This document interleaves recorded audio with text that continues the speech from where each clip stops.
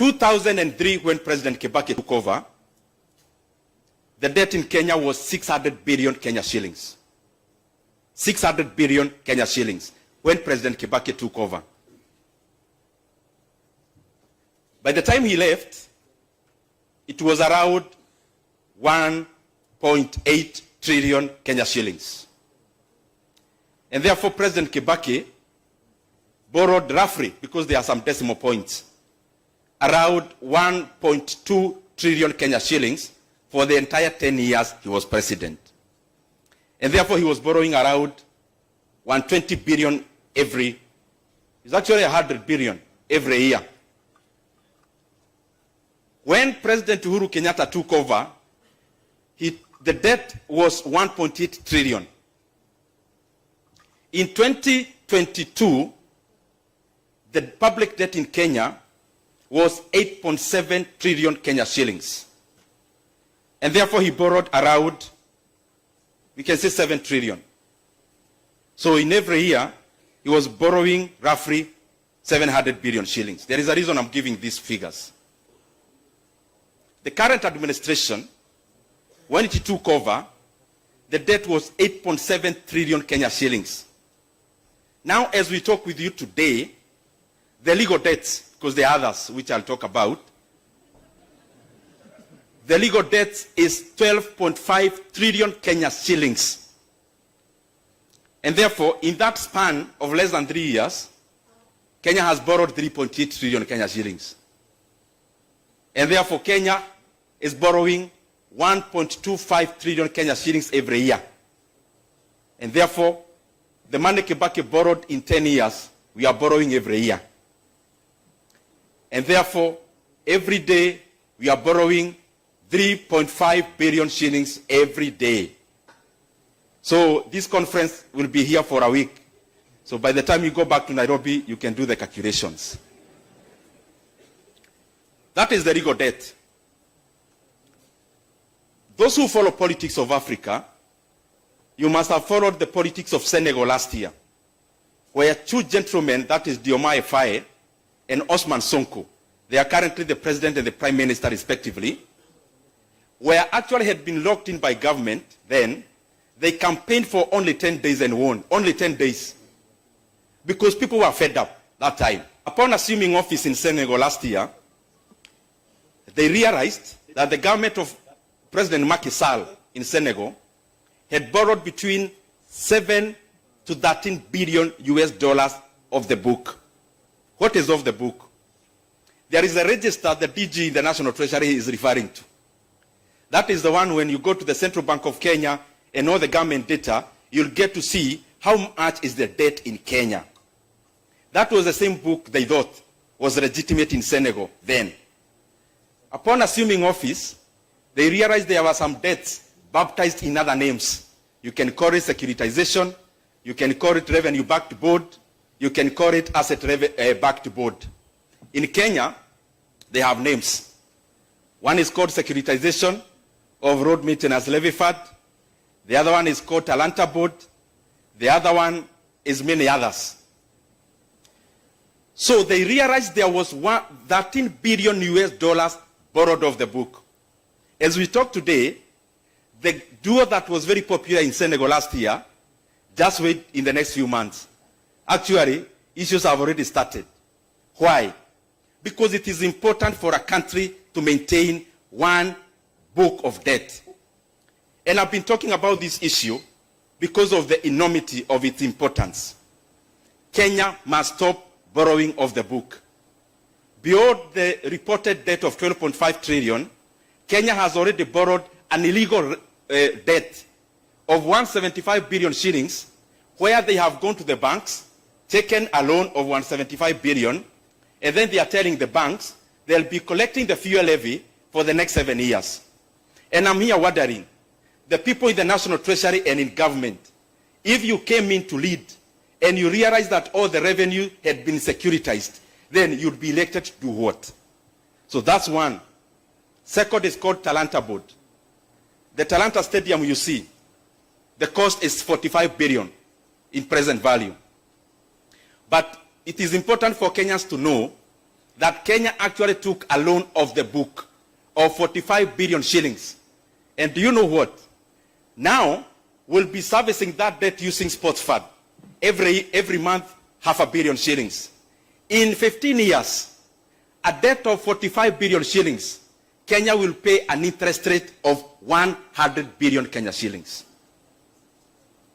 And therefore, the cost of the Talanta Stadium in Nairobi, the one you see on Gong Road, is not 45 billion. It is the most expensive stadium in the world. It will be 145 billion in the next 15 years.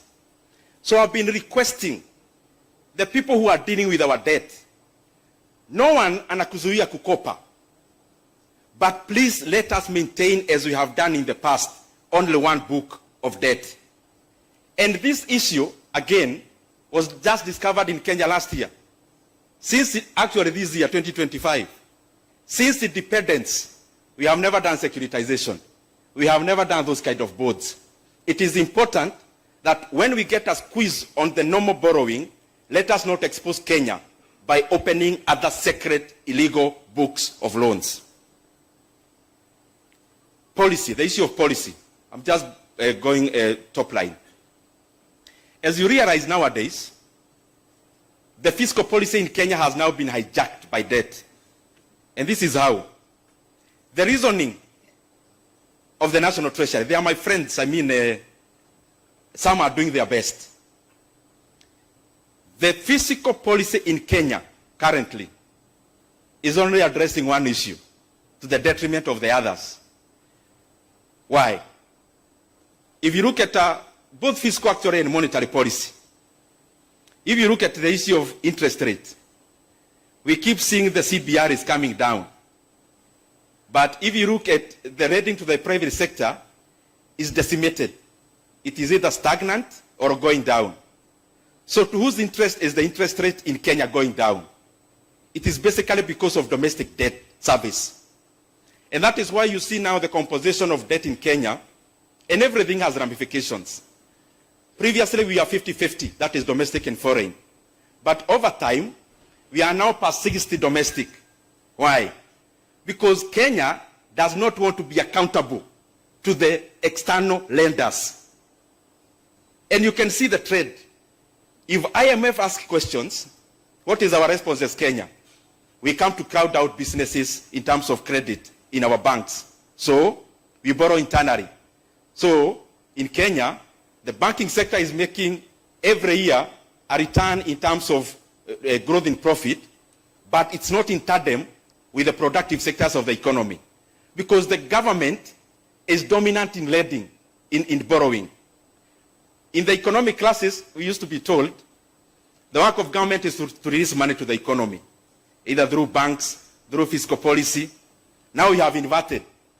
Now the work of the government currently is to mop up money from the pockets of the people and from the pockets of the banks to do the public projects. But you're only transferring farm and consumer, farm and individual consumption to public consumption. Sorry, I just said I'll be doing the highlights. If you look at the exchange rate in Kenya, the exchange rate in Kenya is currently misaligned by around 12 to 18%. Misaligned in the favor of the Kenya shillings. Why? Because of the service of external debt. But what is the ramification of that? What is the ramification of having a misaligned currency, a stronger one?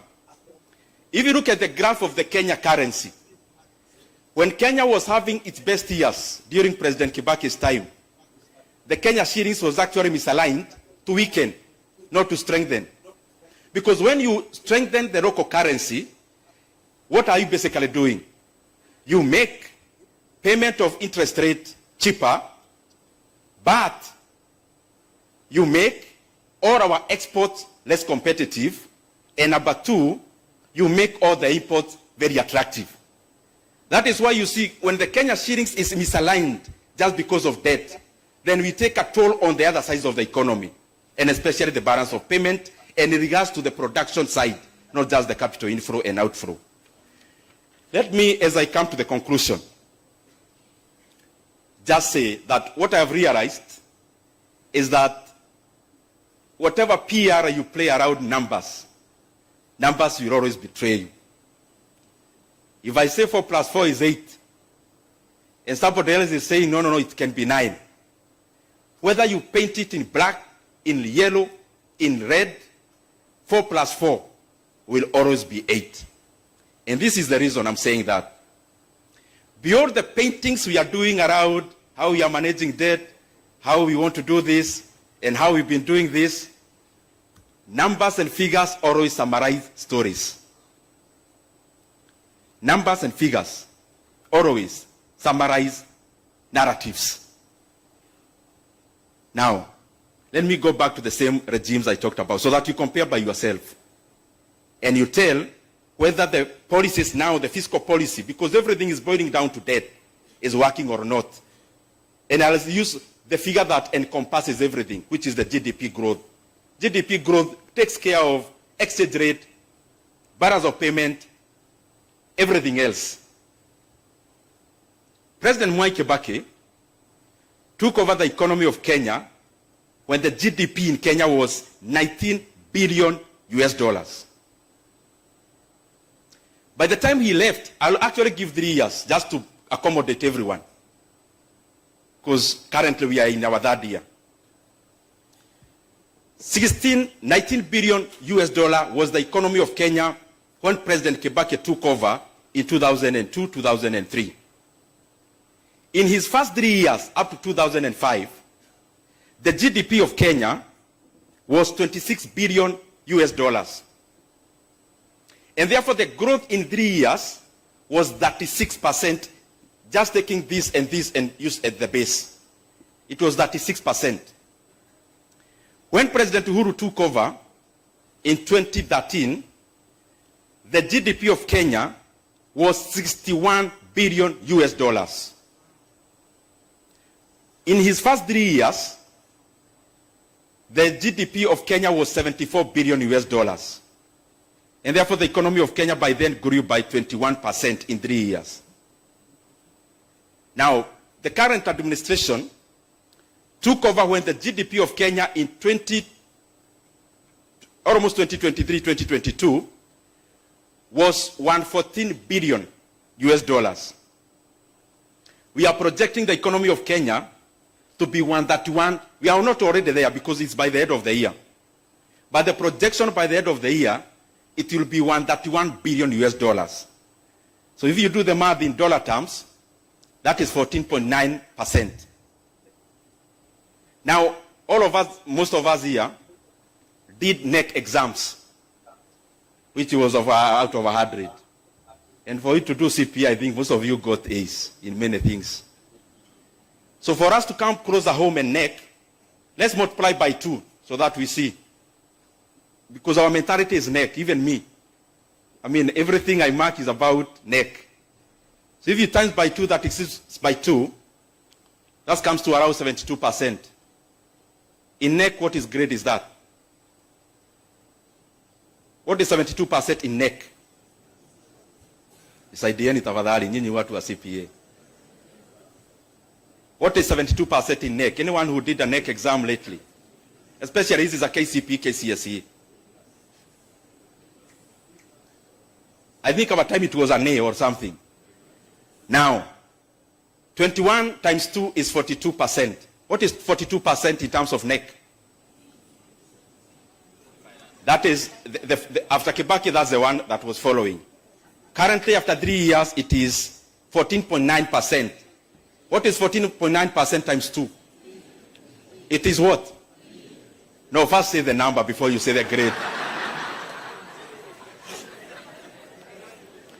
14.9% times 2 is what? 29.8, is it? What grade is it in NEC? What grade? Are those my figures? You can go to KNBS, CBK. I have used government data. Let me also come back home as I finish. Regionally. And these things I'm saying them because we need to be frank about our country so that we know where do we get from where we are. In the year 2024, In the year 2024, Kenya grew by 4.7%. I have tried to take many sources and average them. World Bank, UNDP, Kenyan figures, and average them. So the Kenyan GDP grew by 4.7% last year. How did our neighbors fare? Uganda grew by 6%. Tanzania, I have actually taken all the sources and averaged. Tanzania grew by around 6.1%.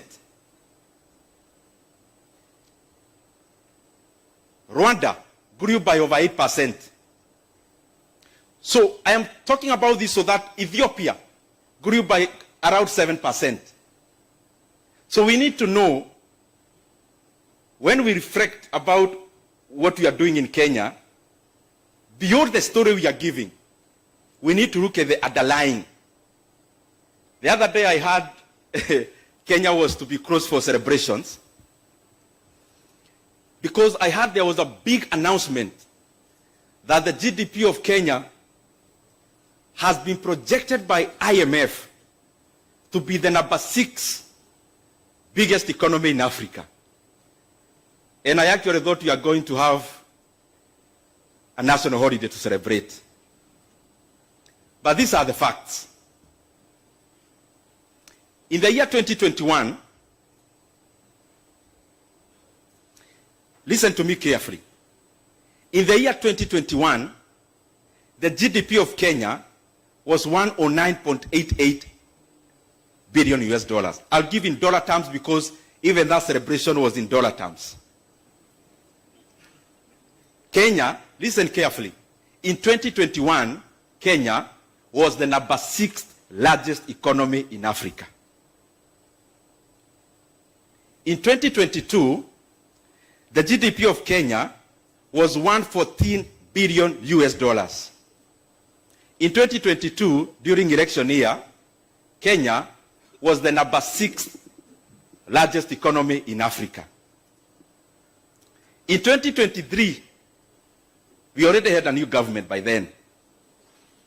Out of the mismanagement of the currency, in dollar terms, the economy of Kenya went to 109 billion US dollars in 2023.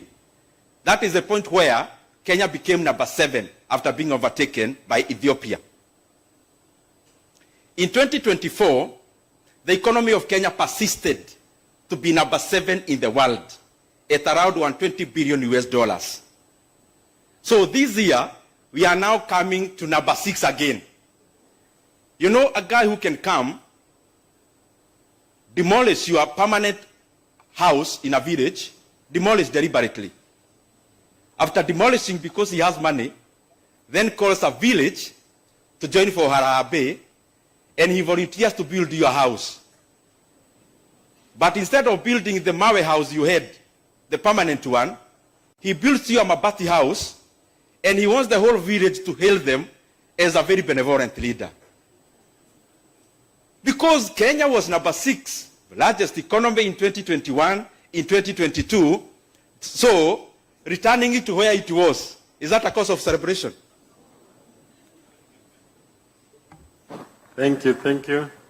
Thank you very much. Can I get a minute? Omolo? Yes, yes. Yes. And that is the reason why Omolo,